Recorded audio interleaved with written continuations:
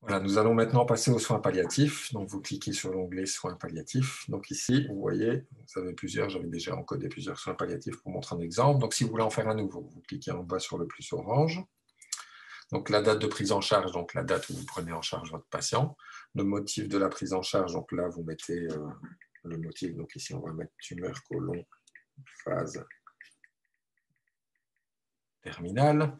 Le médecin prescripteur, donc vous avez la petite loupe, vous tapez le nom du médecin que vous voulez. Voilà, par exemple, ce sera celui-là. La plateforme palliative, donc ça en fonction de votre région, si vous faites appel à la plateforme palliative, donc vous notez le nom de la plateforme palliative. L'infirmière qui a demandé le soin, donc si c'est, voilà, vous mettez l'infirmière qui vous remplace, là il n'y a pas de souci. Les souhaits du patient, vous pouvez tout encoder ici, ainsi que les souhaits de la famille. Donc vous notez le petit texte ici en dessous, ça vous permet d'avoir un coup d'œil rapide sur ce que le patient souhaite si vous êtes à plusieurs collègues. Et vous mettez les dates de la demande de l'annexe 1 et de l'annexe 6. Vous pouvez également faire des photos directement, vous voyez avec l'onglet en bas à droite avec le petit appareil photo, ou si vous avez déjà des photos dans votre téléphone, vous cliquez sur l'onglet juste à côté en forme d'image et là vous insérez les photos. Donc là vous avez encodé votre dossier de palliatif de base. Après en bas vous voyez qu'il y a l'évaluation, donc là vous cliquez sur l'évaluation, vous cliquez sur le plus en bas orange, et là, vous faites l'évaluation de votre palliatif. Donc, comme on a commencé aujourd'hui, on fait une évaluation le 17/2. Vous voyez en dessous qui est noté code spécifique de soins palliatifs. Donc ça, ce sont les codes de nomenclature.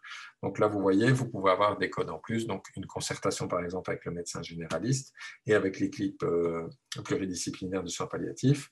Et vous avez une visite prévue pendant la nuit pour un changement de pompe ou quoi que ce soit. Vous cliquez sur OK, hop, automatiquement, tout est ajouté. Au niveau des symptômes du patient, donc là, si votre patient présente des nausées, des vomissements ou autre chose, vous pouvez encoder directement ici. Nausées, vomissements, on va dire ici. Et le patient a également une faiblesse générale. Voilà. Si un des symptômes n'apparaît pas, vous appuyez sur le plus en bas orange et vous ajoutez un symptôme manuellement, il n'y a aucun problème. Là, on va cliquer sur OK. L'échelle de la douleur, donc ça à faire régulièrement si votre patient n'est pas confortable. Donc là, moi ici, mon patient n'est pas confortable parce qu'il y a des nausées, des vomissements. Donc on va mettre douleur intense. Le rapport avec la famille, donc là, vous pouvez faire une évaluation si ça se passe bien ou s'il y a des soucis avec la famille. Donc parfois, un déni de la maladie ou quoi que ce soit, vous pouvez le noter là. Résultat de coordination, donc ça, vous pouvez aussi le noter ici si vous avez pris des décisions en équipe multidisciplinaire. Ça, il n'y a pas de souci, vous pouvez le noter là. Et vos commentaires personnels en tant qu'infirmier. Donc si par rapport à la situation, il y aurait quelque chose à changer, vous pouvez le noter là.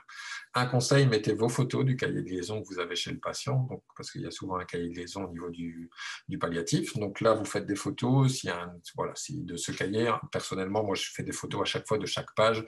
Comme ça, à chaque fois que je fais une évaluation, comme la situation change assez régulièrement au niveau des palliatifs, vous mettez des photos de ce cahier. Comme ça, s'il y a des transcriptions du médecin et quoi que ce soit, vous avez toutes les preuves ici. Comme ça, votre dossier palliatif est complet. Ça vous permet d'avoir une vue rapide si vous n'êtes pas chez le patient et qu'on vous téléphone, que la famille vous téléphone ou alors le médecin vous téléphone pour une info, vous savez retourner dans votre programme pour le voir. Vous cliquez sur OK. Votre évaluation est là. Si quelques jours plus tard, vous voulez refaire une évaluation, vous recliquez sur le plus en bas orange, vous en recréez une soit à partir de celle que vous avez fait, donc tout va réapparaître, ce que vous avez encodé, il suffira de changer ce que vous avez déjà mis. Et si vous cliquez sur non, vous en refaites une nouvelle. Donc ça, c'est comme vous voulez, vous faites ce que vous voulez. Ça va? Moi, ici, je vais mettre non. Comme ça, voilà, je repars sur une toute nouvelle et là, je peux remettre des nouvelles photos. Donc ça, c'est vraiment comme vous voulez le faire. Ça va? Voilà, donc ici, vous avez les soins palliatifs, votre dossier soins palliatifs, vous cliquez sur OK. Voilà, votre soin palliatif, vous voyez, au 17/2, il est fait. Si vous devez refaire une évaluation, vous retournez dans le dossier du soin palliatif et vous refaites une évaluation directement. Voilà, donc ça, c'est votre dossier palliatif complet.